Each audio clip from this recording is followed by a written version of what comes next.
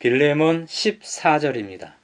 다만 내 승낙이 없이는 내가 아무것도 하기를 원하지 아니하노니 이는 너의 선한 일이 억지같이 되지 아니하고 자의로 되게 하려 함이라.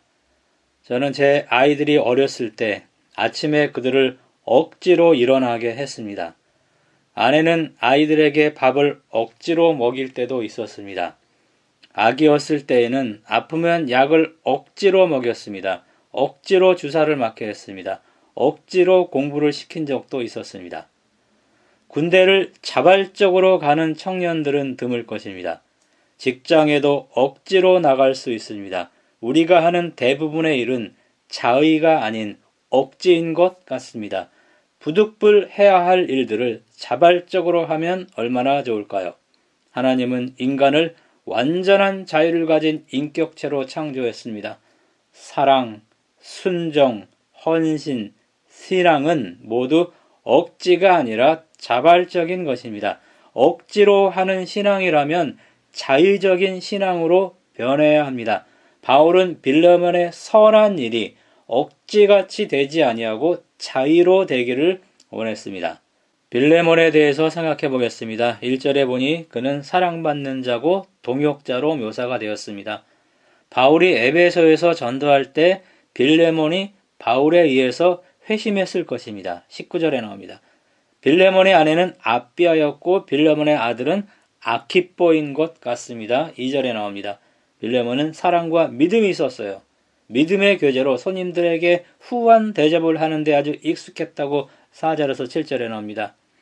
부유하고 지체가 높았을 것으로 보이는 빌레몬은 자발적으로 사랑을 성도들에게 베풀었던 것이 분명합니다. 골로새 교인들은 빌레몬의 집에서 예배를 드렸습니다. 후에 빌레몬은 골로새 감독이 되었습니다. 헬라 순교사 11월 20일자에 의하면 빌레몬과 그의 아내와 아들 그리고 오네시모는 함께 돌에 맞아 순교했습니다. 이 기록이 확실하다면 그의 순교도 자발적이었을 것입니다. 신앙생활에서 억지와 자의의 차이는 하나님의 사랑이 마음속에 있는지의 여부에 있다고 저는 생각합니다. 바울이 칭찬한 빌레몬의 믿음과 사랑은 자의적인 것이었습니다. 빌레몬도 바울에게 이중빚을 졌다고 19절에 말하죠. 첫 번째는 바울을 통해서 복음을 받았습니다. 세상 재물로 계산할 수 없는 영적 빚을 예수님이 대신 갚아주신 사실을 알았습니다. 이 빚을 빌레몬이 진 것입니다. 두 번째 빚은 바울이 복음을 통해서 오네시모가 유익한 사람이 되게 만들었어요. 이 빚을 빌레몬이 진 것입니다. 14절은 억지같이 되지 아니하고 자유로 되게 하려 함이라 이렇게 말합니다. 다른 번역은 억지가 아닌 자발적인 것, 또 다른 번역은 마지못해서가 아니라 자진해서 하는 것으로 번역이 되었습니다. 바울은 빌레몬의 자발적인 선행을 원했습니다. 그는 사도의 권위로 명령할 수 있었어요. 강요할 수 있었어요. 그러나 그렇게 하지 않았습니다. 빌레몬서에서 어떤 명령도 주어지지 않았습니다. 바울은 빌레몬이 자의로 선한 일을 하도록 배려한 것입니다. 선한 일은 사랑의 행위로서 자발적으로 해야 서로에게 은혜가 됩니다. 빌레몬이 바울의 요구에 기꺼이 응할 줄 알면서도 빌레몬의 자율적이고 능동적인 동의가 필요했던 것입니다. 바울은 빌레몬에게 사랑을 호소하면서 강요가 아니라 그리스도인 형제로 행해지길 원한 것입니다. 하나님도 우리의 자발적인 순종을 원합니다. 그래서 자유의지를 주신 것입니다. 억지는 외부적 압력이나 힘 때문에 하는 것입니다. 신약에서 빌레몬서 14절에만 나오는 자의는 스스로 자유롭게 내리는 결정을 의미합니다. 고린도후서 9장 7절 여기 보니까는요. 헌금을 억지가 아니라 즐겨서 하라고 말합니다. 갈라디아 2장 3절에 할례를 억지로 받게 하지 아니하였다고 바울이 말합니다. 바울도 빌레몬이 그의 요구에 즐겨 순종하기를 원했습니다. 바울이 사도의 권위로 오네시모를 곁에 두고 두기고를 통해서 서신만 빌레몬에게 보낼 수도 있었습니다. 그러나 바울은 빌레몬의 자유와 동의가 필요했던 것입니다.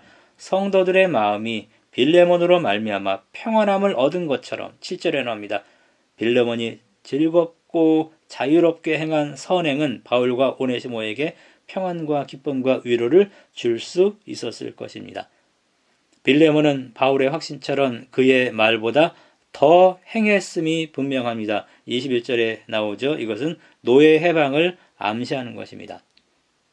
출애굽기 35장 36장에 보니까 광야에서 성소를 지을 때 마음에 원하는 사람, 마음에 감동된 사람들, 무릇 자원하는 자들이 와서 예물을 드렸습니다. 역대상 29장에 보니까 다윗이 성전을 건축을 준비합니다. 그때 모든 사람들이 다 즐거이 드렸습니다.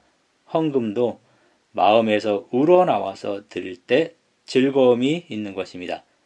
자기가 하고 싶은 일을 하면서 밥벌이가 되는 일을 하는 사람이 가장 행복한 사람이지만 그런 사람들은 세상에 5%밖에 없다라는 말이 있습니다. 좋아하는 일을 하면서 먹고 사는 것은 모든 직장인의 로망일 것입니다. 취미는 즐거움을 얻기 위해 좋아하는 일을 지속적으로 하는 것입니다. 취미 생활만 하면서 먹고 살 수 있으면 얼마나 좋을까요? 취미로만 생계를 유지하는 사람들, 취미가 밥벌이가 된 사람들이 간혹 있는 것 같아요.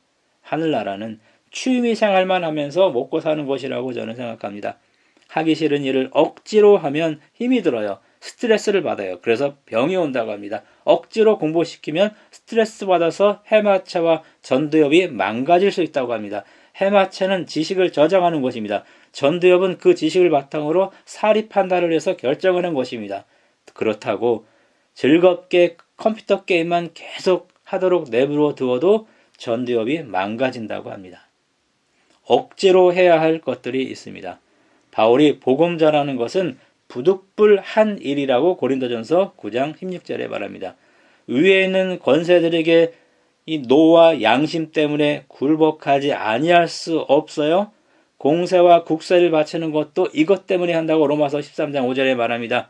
우리를 실족케 하는 일들이 있죠. 환란이 있고 궁핍이 있죠. 이것도 우리가 당해야만 하는 것입니다.